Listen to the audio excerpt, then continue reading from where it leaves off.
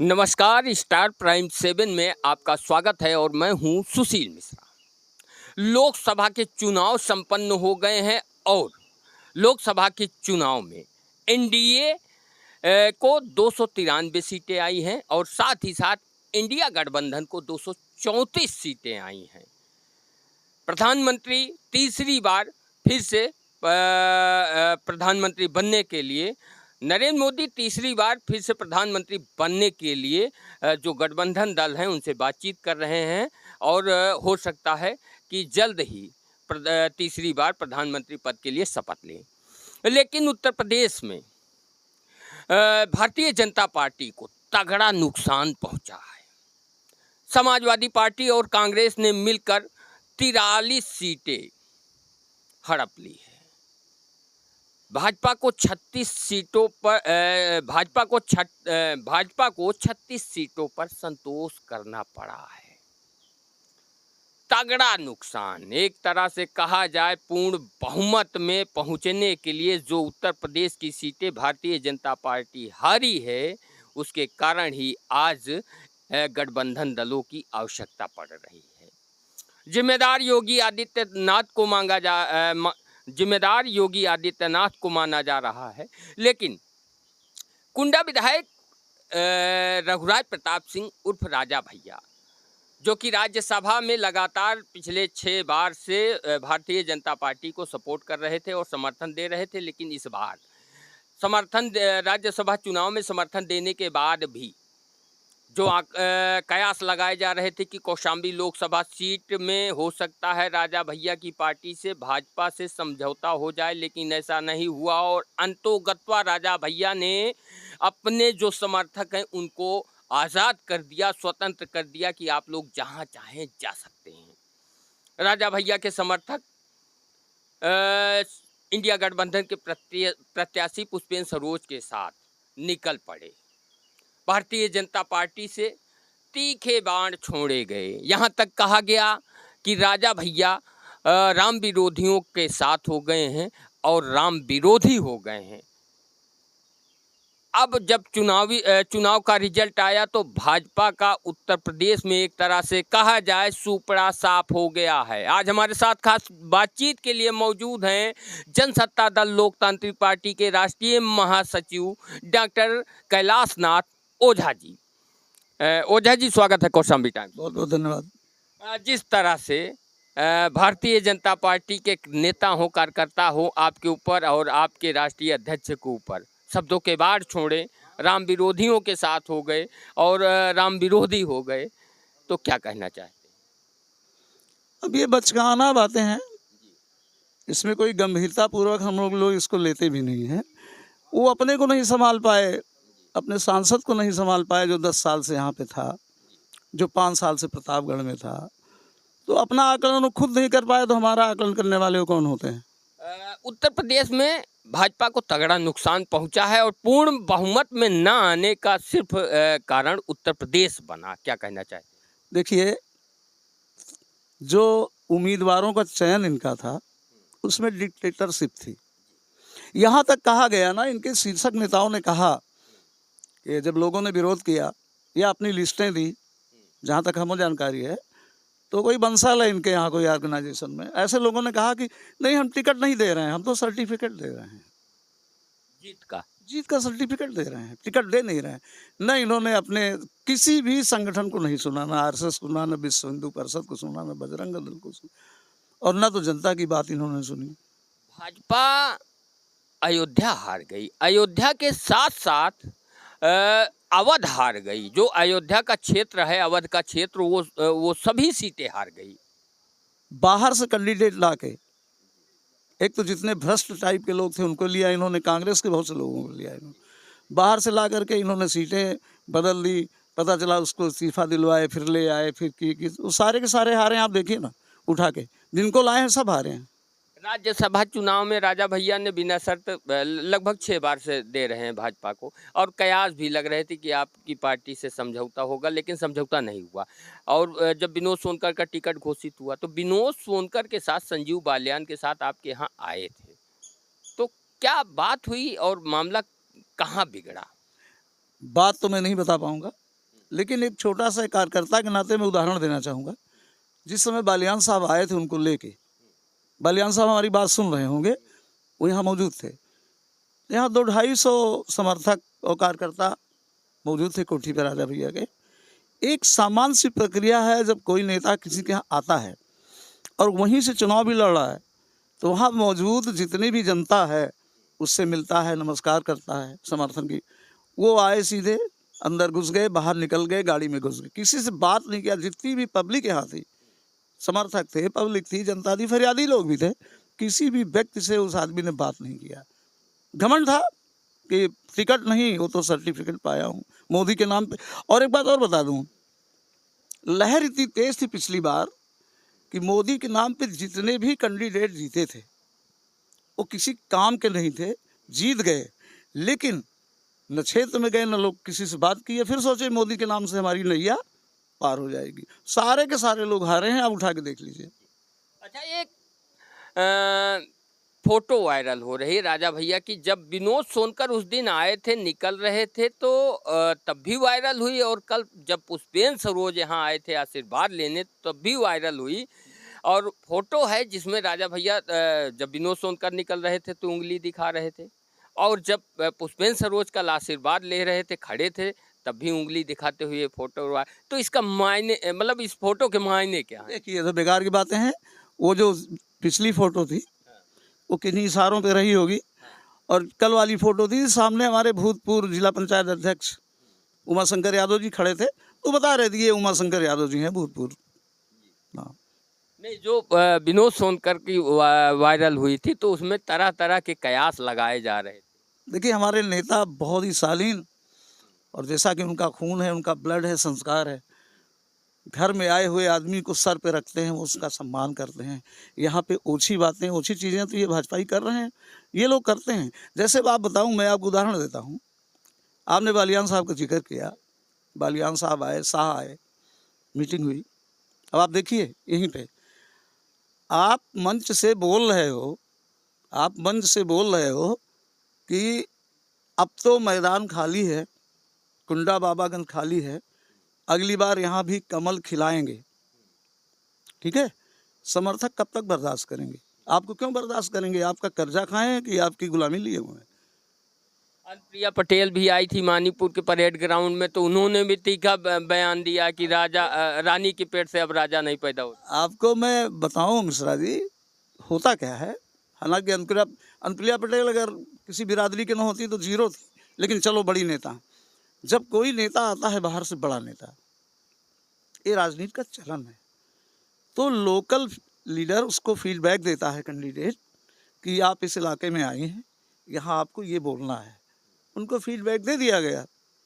अगर मैं अभी चैलेंज के साथ मैं अनुप्रिया पटेल को कहता हूँ, जितना राजा ने पटेलों को बनाया है, मैं नाम लेके आपको बता रहा हूँ, उतना उनके बाप भी नहीं बनाए जो सोनेलाल थे, और ना इन्होंने बनाया। हमारे यहाँ जब राजा भैया 93 में विधायक बने, तो पहला ब्लॉक प्रमुख कुंडा का उनका चुनाव हुआ। राम सजीवन पटेल जी, बिल्कुल बुजुर्ग, बहुत ही गरीब आदमी, उनको उन्होंने कुंडा का ब्लॉक प्रमुख बनाया। उसके बाद काला काकर से रामफल पटेल जी थे, रामफल पटेल जी को उन्होंने काला काकर से ब्लॉक प्रमुख बनाया। नेक्स्ट उसमें बिंदेश्वरी प्रसाद पटेल, जिसकी कोई न हैसियत थी न कुछ थी, पूरा पटेल समाज जानता है यार, नए नए लड़के पगलाए हुए हैं। मैं इनको बताना चाहता हूँ, 30 साल पहले अपने बाप दादाओं से पूछेंगे। बिंदेश्वरी प्रसाद पटेल को सारे दल, कांग्रेस, भाजपा, बसपा, सपा, सब एक होकर के चुनाव लड़ी थी।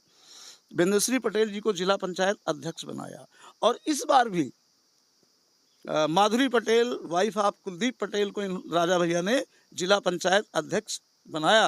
और राजा ने जवाब भी इसका दिया, मूर्खता की बातें कोई कर ले, ठीक है, बिरादरी के नाम पे नेतागिरी करो, कोई बात नहीं है। राजा ने तो बहुत, हर भाषण में कहते हैं कि अब न कोई राजा है न रजवाड़ा है। उन्होंने ये भी साफ कह दिया कि ईवीएम से तो नेता पैदा होते हैं। अब एक चीज़ बताइए, ना हमारा कैंडिडेट यहाँ लड़ रहा है, ना अभी हम किसी के साथ हैं, हमने कुछ किया भी नहीं अभी तक, ना कोई बात है। आखिर बीच में हमको लाने की क्या ज़रूरत थी? ये भी सोची समझी चाल होगी किसी की, उसके तहत वो चाल खा गई। और राजा ने डिक्लेयर किया कि सब लोग स्वतंत्र हैं। जब स्वतंत्र उन्होंने कह दिया तो जिसकी जहाँ मर्जी हो गया। लेकिन विनोद सोनकर और अनुप्रिया पटेल के इस बयान से पूरी की पूरी जनता हमारी जो राजा के समर्थक थे उनके ऊपर इतना आक्रोश था कि वो रुक नहीं सकते थे। और यही वजह है कि जिस जिस जिले में आप जाके देख लीजिए, आप तो पत्रकार में बहुत जगह गए होंगे, सारे लोग इस बात को बुरा माने और वो सीधे सीधे भाजपा के खिलाफ वो बात चली गई। अब एक सवाल समाजवादी पार्टी से है। जब आपके समर्थक समाजवादी पार्टी या इंडिया गठबंधन के प्रत्याशी पुष्पेंद्र सरोज के साथ निकले तो समाजवादी के जो क्षेत्रीय नेता हैं कुंडा, सोशल मीडिया में हमने उनका विरोध पढ़ा और अगर कहा जाए तो असमंजस की स्थिति में ये थे। कई लोगों ने उसमें लिखा कि लुटेरे हमारे घर में घुसना चाहते हैं, हमें ज़रूरत नहीं फिर भी घुसना चाहते हैं। कई लोगों ने लिखा कि बेगानी शादी में अब्दुल्ला दीवाना। तो अब आप बताइए कि मतलब आपको निमंत्रण भी नहीं मिला और आपकी पार्टी के लोग बेगानी शादी में अब्दुल्ला दीवाना। निमंत्रण के नहीं गए। पुष्पेंद्र सरोज, एसपी पटेल, ये दोनों आए हैं, सब लोगों से मिले हैं, हमारे नेताओं से मिले, हमारे कार्यकर्ताओं से मिले, हमारे खास जितने प्रधान बीडीसी इन लोगों ने मुलाकातें करी, इनके यहाँ गए और शालीनतापूर्वक सम्मानपूर्वक इन्होंने निवेदन किया, इन्होंने वोट मांगा, इन्होंने समर्थन मांगा और हमारे राजा भैया समर्थक ने इनको सपोर्ट दिया। जो सोशल मीडिया में खबर थी शायद आपके कानों तक पहुंची। कानों तक पहुंची है, पूरी तरह से पहुंची है, लेकिन ये विषय हमारा नहीं है। हमारा इसलिए नहीं है कि हमारी डेवढ़ी पर एक एक रोटी का इंतजार करने वाले लोग आज जो बोल रहे हैं, मैं ऐसे लोगों को जो यहाँ पे एक एक रोटी खा के जिंदा है, उनकी सांसें और उनके खून में एक एक बूंद राजा की दी हुई है, मैं और इतने छोटे लोग हैं यार, उनके बारे में तो मैं कोई कमेंट करना उचित नहीं समझूंगा। ये सोचना है समाजवादियों के सोचने का विषय है और समाजवादी पार्टी के सोचने का विषय है। बेगानी शादी में अब्दुल्ला बेगाना नहीं होता है, बुलाया जाता है, उसको मंच दिया जाता है, हाथ पैर जोड़ के लोग आते हैं, ऐसा नहीं है। सम्मानपूर्वक लोगों ने रिक्वेस्ट किया, आए, उन्होंने समर्थन मांगा, पुष्पेंद्र जी भी आए थे, सब लोग आए तभी ने समर्थन दिए, ऐसे थोड़ी ले दिए हैं। तो 27 में क्या करेंगे, सपा या भाजपा? देखिए 27 में हम अब चुनाव हो गया है, गर्मी बहुत है, तो थोड़ी सी गर्मी कम होने दीजिए। जो नज़ारा अब हमीरपुर जाके देख लीजिए, वहाँ से 2600 से वोट जीता है समाजवादी पार्टी। और मैं चैलेंज करता हूँ कि हमारी टोपी पहन के मंच पर गए, हमारी टोपी जनसत्ता दल की टोपी पहन करके उन्होंने प्रचार किया पूरे क्षेत्र में। हमारे पास ऐसे भी उदाहरण हैं। एक आप टुटुंजे टाइप के आदमी का आप कमेंट ले रहे हो, जो आदमी पार्लियामेंट का चुनाव लड़ रहा है वो हमारी टोपी पहन के घूम रहा है, हमारी टोपी पहन करके लोगों से समर्थन मांग रहा है और हमारे जो भी समर्थक हैं, हमारा जो भी संगठन है वो उसका साथ दे रहे हैं। एक तरफ वो हैं और एक तरफ ये देसी टाइप के लोग हैं। तो यार हम क्या बताइए, इसमें हम क्या कौन सा उत्तर आपको दें? आप प्रैक्टिकल देख लीजिए।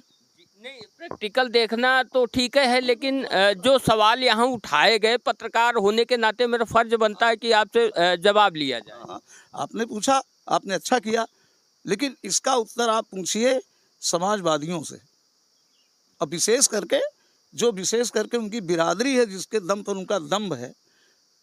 समाजवादी के नाते किसी को सपोर्ट मिल जाए। देखिए पार्टियां चाहे वो बसपा हो चाहे समाजवादी पार्टी हो, जो भी जातिगत पार्टियां हैं उसमें कोई भी व्यक्ति उस नाव पे सवार होकर के कितनी भीड़ कर ले, लेकिन अगर उस नाव से उतरे तब उसकी क्या औकात होती है, ये आप देखिए। तो ये समाजवादियों का विषय, समाजवादी पार्टी से अलग हट करके आ जाओ, देखें तुम्हारी कितनी है औकात। हम लोग तो निर्दलीय लगातार जीते हैं। और रही बात बेगाना, आपको याद होगा कि मायावती जी ने जब ठुकराया था कल्याण सिंह जी को, तो आदरणीय राजा भैया ने अपने साथियों के सहित उनको, भाजपा के साथ हमारा आज का नहीं है और इनके जो कर्म हैं, इनके जो है वो भी हमारे सामने हैं। राजा भैया ने सारे अपने साथियों को तोड़ करके सरकार बनाई थी, कल्याण सिंह जी मुख्यमंत्री थे। उसके बाद फिर सरकार दोबारा चुनाव हुआ, वो हटे, रामप्रकाश गुप्ता जी आए, उसके बाद फिर राजनाथ जी आए, फिर चुनाव हुआ। चुनाव में इनका बहुमत नहीं बना, सीधे इन्होंने मायावती जी से अपना गठबंधन कर लिया, मायावती जी को मुख्यमंत्री बना दिया। इनकी मदद करने में इनकी दुश्मनी हमने मायावती जी से झेला। हमारे 150-200 साथी जेल में रहे, हम लोग सब जेल में थे। 18 महीने में था, 22 महीने राजा भी थे। इनको हमने झेला, एक हो गया। दोबारा चूंकि मायावती जी से था, अखिलेश जी से इन्हीं को वोट दिया, उनका गठबंधन हो गया अखिलेश जी का। अखिलेश जी से हमारी कोई दुश्मनी नहीं थी, किसी भी तरह की नहीं थी। लेकिन सबसे बड़ी बात है कि जिससे हमारी नहीं बन रही है, हम उसके साथ बिल्कुल जा नहीं सकते हैं। तो अखिलेश जी से हमारा इस तरह का कोई विरोध तो है नहीं। तो क्या आपके रिश्ते लेकिन उस समय जब उनका बहुजन समाज पार्टी का और अखिलेश जी का गठबंधन हुआ, उस परिस्थिति में राज्यसभा में हमारे आदरणीय अध्यक्ष जी ने फिर वोट नहीं दिया। ठीक है, इस पर बात खत्म हो गई। उसमें हमारी कहीं से कोई गलती नहीं है, उसमें तो हमारी कोई गलती है नहीं। फिर हमने अपनी पार्टी बना ली, हमारे अध्यक्ष जी ने पार्टी बनाया। पार्टी बनने के बाद हमने चुनाव लड़े, और उसके बाद आप कह रहे हैं फिर राज्यसभा आया, 6 बार दिए हैं। विधान परिषद में कितनी बार दिया है उन्होंने, और इनसे न कोई एक भी वोट, जो जितने भी, अब नाम में किसी को लेना उचित नहीं समझ रहा हूँ, जितनी भी जाति पार्टियां हैं, इनके दम नहीं है कि अकेले चुनाव हो लड़के एक भी विधायक बना लें। 93 से लगातार विधायक है, 96 से लेकर के 2 विधायक कंटिन्यूअस हैं, MLC लगातार हैं, अपने दम पे। और जाति दम नहीं है। यहाँ क्षत्रियों की संख्या 10,000 12,000 है, कहाँ ज़्यादा है। राजा भैया को सारी जातियों को प्यार मिलता है। यहाँ पे तो राजा भैया परिवार इसीलिए कहा जाता है, तो उसमें हमारे सेहत पे कोई फर्क किसी चीज़ का पड़ने वाला नहीं है। 27 में जैसे कि अभी समाजवादी पार्टी या इंडिया गठबंधन के प्रत्याशी को सपोर्ट किया गया जनसत्ता दल के कार्यकर्ताओं द्वारा, तो क्या 2027 में उम्मीद किया जा सकता है कि आप सपा के साथ फिर से आ रहे हैं? देखिए, राजनीति में किसी भी तरह की उम्मीद ना उम्मीद दोनों चीज़ें होती हैं। राजनीति में कोई दो दूना राजनीति संभावनाओं का खेल। संभावनाओं खेल है, नहीं हालात का खेल है यार। भाई मैं इनका वर्कर हूँ, तो मैं नेतागिरी वाली भाषा नहीं बोलूँगा। हालात का खेल होता है राजनीति। अभी तो हमारा बस एक फोकस है कि हम अपने संगठन को उत्तर प्रदेश में ही नहीं, हम दूसरे प्रदेश, हमें अब ये दिखाना है कि हमारी शक्ति क्या है। जब तुम हमें नहीं आंक रहे हो, तो हम डायस पे ला करके, फील्ड में ला करके, और मंच पे ला के, डायस पे ला के हम अपने आप को सिद्ध करेंगे कि हम क्या हैं। अभी तो हम अपनी संगठन को मजबूत करने की पूरी कोशिश करेंगे, पूरी ताकत करेंगे। 27 भी बहुत दूर है, 3 साल है। वो संभावनाओं का आप जैसा कह रहे हैं, उसमें 2 दूना 5 भी होता है, 2 दूना 4 भी होता है। तो 27 आएगा तो उस समय देखा जाएगा। अभी तो अपने संगठन को मजबूत करेंगे। बातचीत करने के लिए धन्यवाद। बहुत बहुत धन्यवाद। ये थी छोटी सी बातचीत डॉक्टर के.एन. ओझा के साथ। आप लोग क्या सोचते हैं कमेंट करके ज़रूर बताएं और अपनी राय दें, और हमारे चैनल को सब्सक्राइब करना ना भूलें।